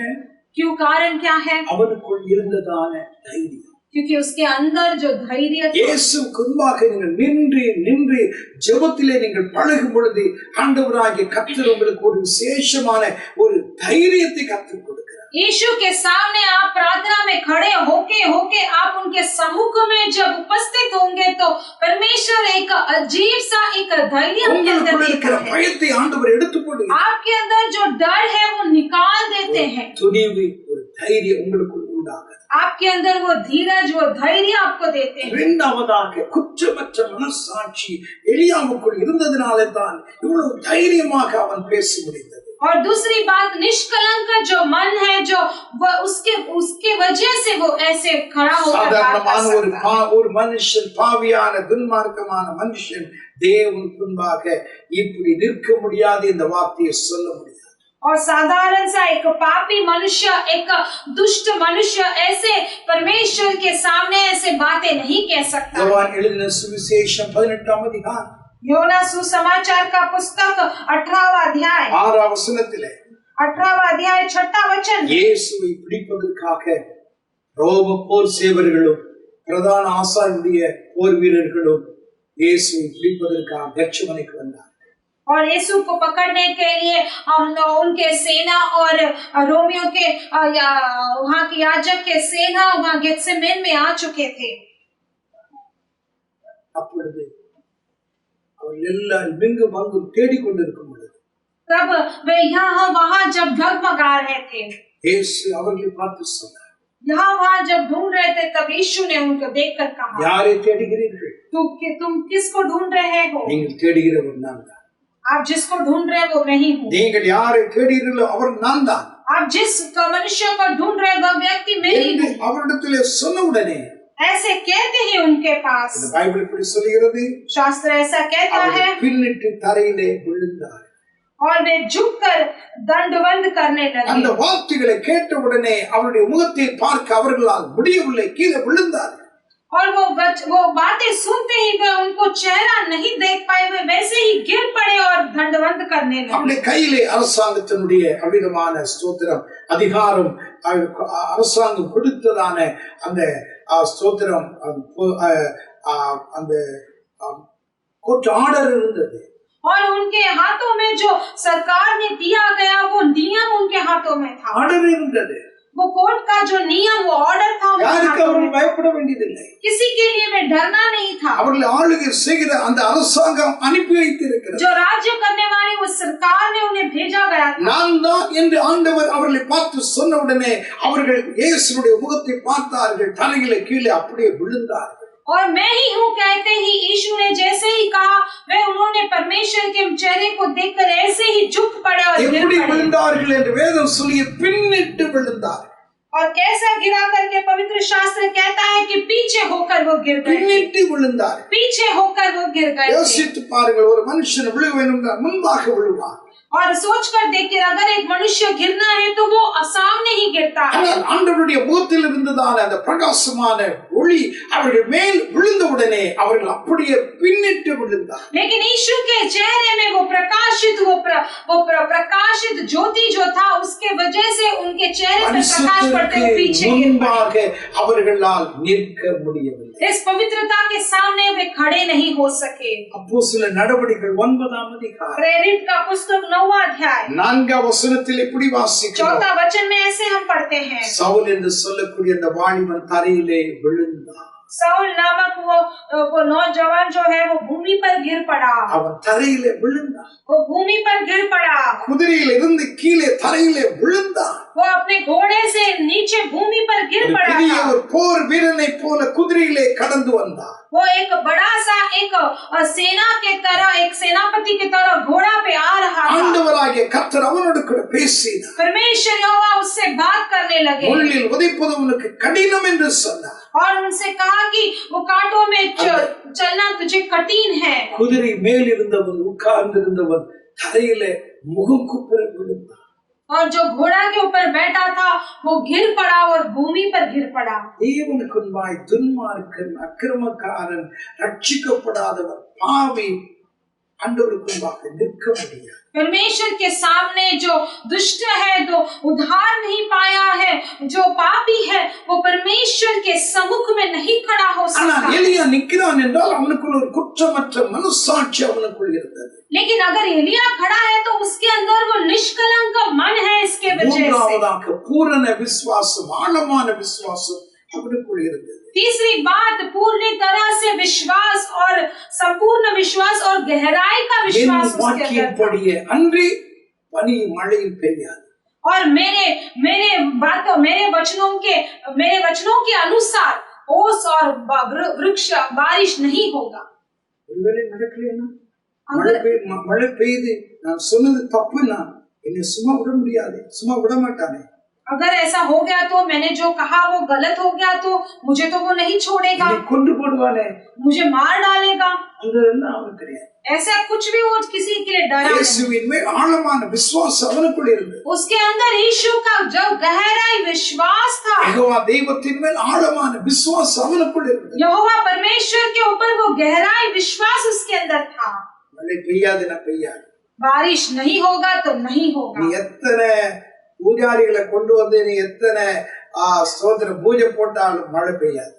और तू चाहे कितना भी पुजारी को लेकर आके कितना भी तंत्र मंत्र करे तो भी कोई बारिश नहीं होगा, वर्षा नहीं होगा। எத்தனை மில்கி வந்தாலும் எத்தனை படைகள் வந்தாலும் மழை பெய்யவே பெய்யாது. तो कितना भी सेना को लेकर आ, कितने भी फौज को लेकर आ तो भी वर्षा नहीं होगा। அவன் சொன்னது போலவே 3 வருஷம் 6 மாதம் சமாரியாவில் மழையே கிடையாது.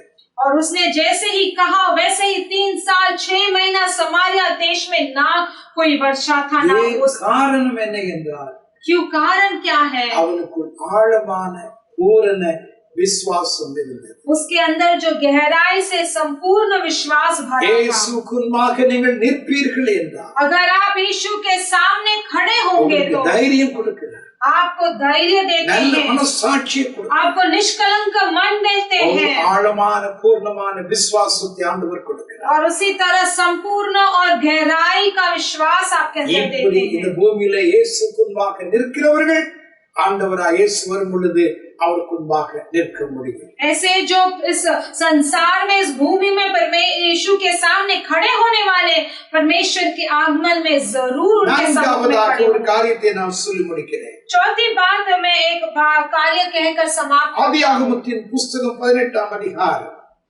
उत्पत्ति का पुस्तक 18वां अध्याय 22ஆம் வசனத்தை எடுத்துக்கொள்ளுங்கள். उत्पत्ति का पुस्तक 18वां अध्याय 22वां वचन ले लें। அபிரகாமோ பின்னும் கர்த்தருக்கு முன்பாக நின்று கொண்டிருந்தார்.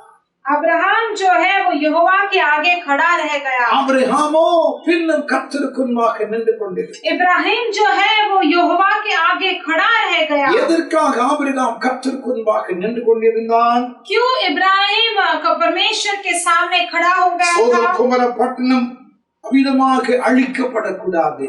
ताकि सोदोम और गुमरा का जो शहर है वो नहीं नष्ट அந்த होना है। சோதோகோர பட்டணத்தில் இருக்கிற என் சகோதரனுடைய மகனாகிய லோத்துவும் அவருடைய குடும்பம் அழிந்து விடக்கூடாது. और उस सोदोम गुमरा के शहर में जो लूत और मेरा भाई लूत और उनके परिवार है वो नष्ट அவருடைய नहीं होना குடும்பம் है। காப்பாற்றப்படுவதற்காக ஆபிரகாம் கர்த்தருக்கு முன்பாக நின்று அந்த தேசத்துக்காய் லோத்துவுக்காய் பரிந்து பேசிக் கொண்டிருந்தார். उनका परिवार बचने के लिए अब्राहम ने अपने देश और अपने उसके परिवार के लिए वो परमेश्वर के सामने खड़ा हो गया था। அபிரகாமை போல ஆத்ம பாரம் நமக்குள் இருக்கும் என்றால் நாமும் கர்த்தருக்கு முன்பாக நிற்போம்.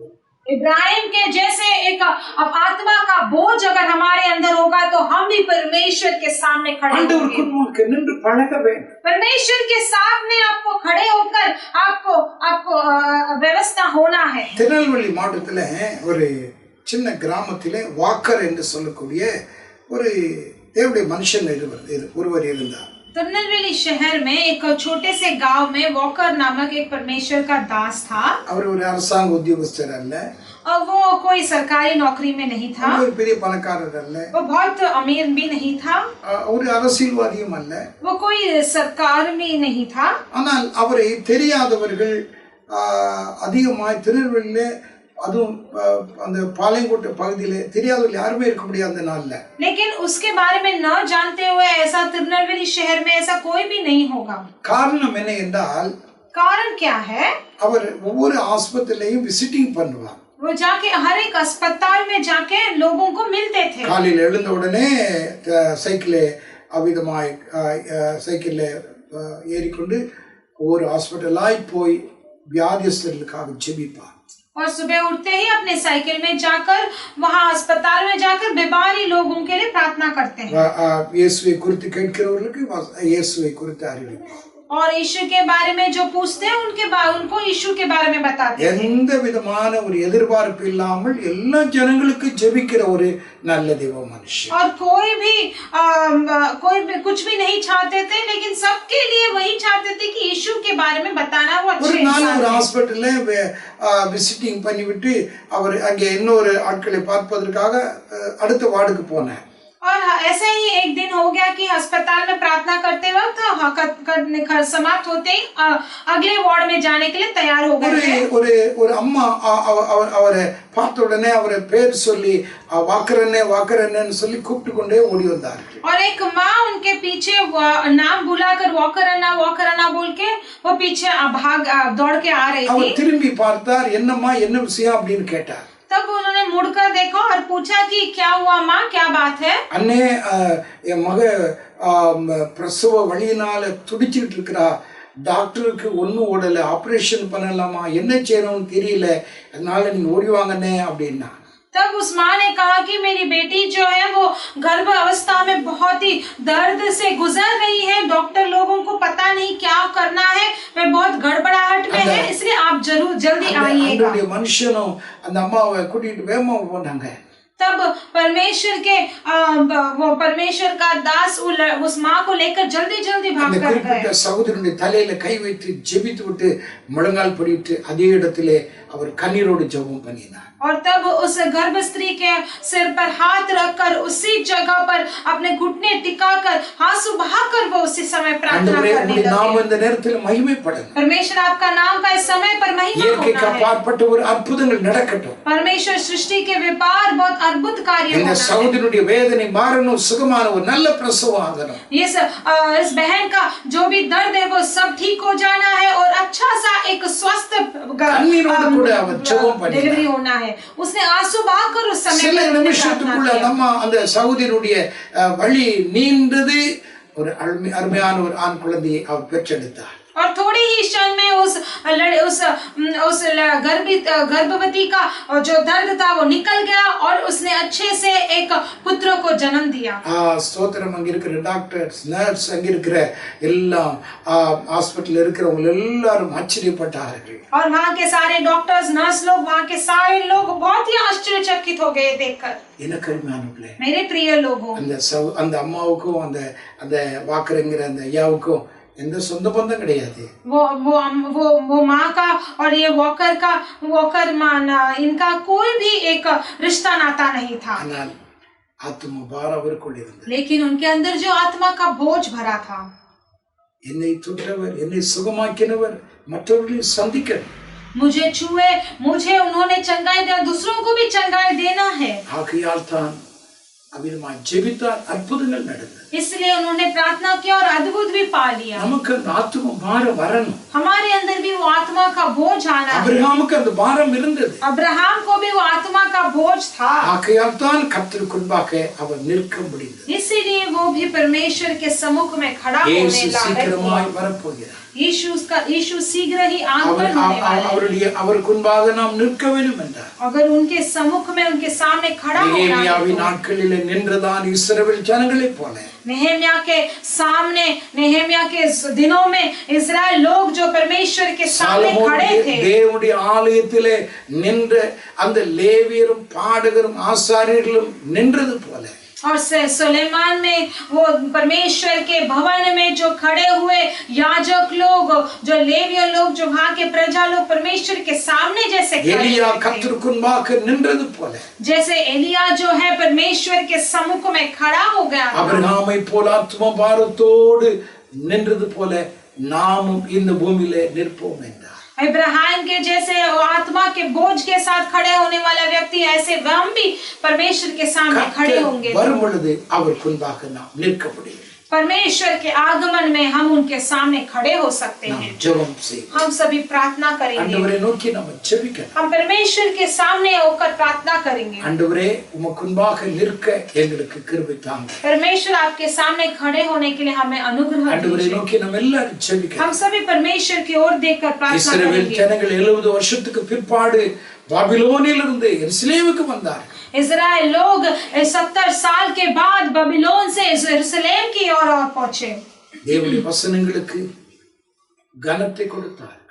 और परमेश्वर की व्यवस्था का उन्होंने सम्मान किया। தேவனுடைய வசனங்களை வாசிக்க வாஞ்சையோடு கண்ணீரோடு கூட அவர்கள் விரும்பி கேட்டார்கள்.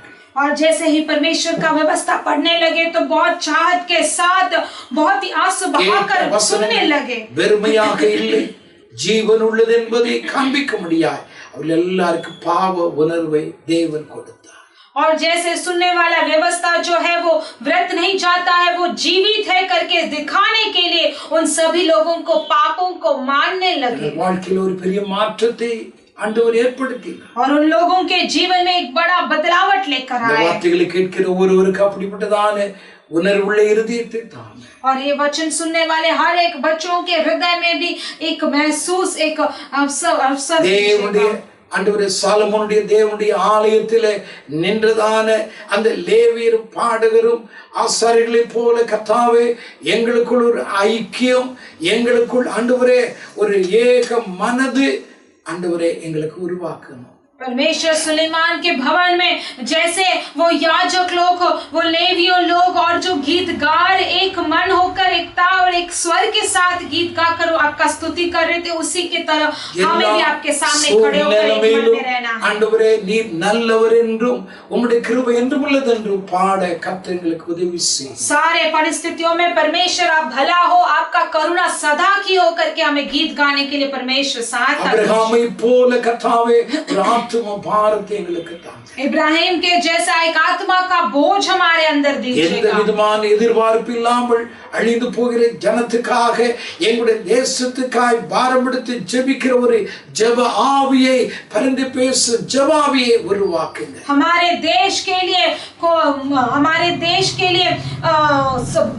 बोझ लेकर, हमारे देश के लोगों के लिए बोझ लेकर प्रार्थना करने के लिए परमेश्वर कोई भी लाभ देखे बगैर हमें प्रार्थना करने का जीवन ஒருவரும் ஆண்டவரே உம்முடைய வருகைக்கு முன்பாக உமக்கு முன்பாய் நிற்க கூடாதவர்களாய், கைவிடப்பட்டவர்களாய் இருக்க கூடாது. ये वचनों को सुनने वाले हर एक लोग जो आपसे छुड़ाए गए लोग नहीं होना चाहिए। परमेश्वर ஆண்டவருடைய நாமத்துக்கு மகிமை உண்டாகட்டும். परमेश्वर का नाम का केवल महिमा। ஆண்டவரே இந்த வாரத்திலே தங்களுடைய பிறந்த நாளை, திருமண நாளை நினைவு கூறுகிற ஆண்டவரே உம்முடைய பிள்ளைகள் யாராக இருந்தாலும் கர்த்தர் அவர்களை தொடுங்க. परमेश्वर जो भी अपने शादी का सालगिरह अपना जन्मदिन इस हफ्ते में बना रहे हैं, परमेश्वर ने छूइएगा எல்லா प्रभु। மகிமை கனம் துதி உமக்கு நாங்கள் செலுத்துகிறோம். सारे महिमा आधार सम्मान केवल आप ही को இயேசு देते हैं। கிறிஸ்துவின் நல்ல நாமத்தில் பிதாவே. यीशु मसीह के अच्छे नाम से मांगते हैं परमेश्वर पिता, ஆமென். आमीन। என் ஆத்துமாவே கர்த்தரை ஸ்தோத்திரி, என் முழுமே பரிசுத்த நாமத்தை ஸ்தோத்திரி. என் ஆத்துமாவே கர்த்தரை ஸ்தோத்திரி, அவர் செய்த செய்த சகல உபகாரங்களை மறவாதே. மறவாதே। நம்முடைய கர்த்தராய் இருக்கிற இயேசு கிறிஸ்துவின் கிருபையும் பிதாவாகிய தேவனுடைய அன்பும் பரிசுத்த ஆவியானவருடைய ஐக்கியம் சமாதானம் இந்த வசனங்களை கேட்ட ஒவ்வொரு கர்த்தருடைய பிள்ளைகளோடு கூட இருப்பதாக. ஆமென், ஆமென். உங்கள் எல்லாருக்கும் மறுபடியும் என்னுடைய வாழ்த்துக்கள். आप सभी को दोबारा हमारा बधाई हो। இன்னும் சப்ஸ்கிரைப் பண்ணாதவர்கள் சப்ஸ்கிரைப் பண்ணுங்க. और आगे भी जिन्होंने सब्सक्राइब नहीं किया है इस वीडियो को सब्सक्राइब நம்முடைய करें चैनल को। மற்றவர்களுக்கும் இந்த நிகழ்ச்சியை அனுப்பி வைங்க. दूसरों को भी ये वीडियो आप भेजिएगा, शेयर कीजिएगा। ஆண்டவருடைய நாமம் மகிமைப்படட்டும். परमेश्वर का नाम का महिमा हो। ஆமென். आमीन।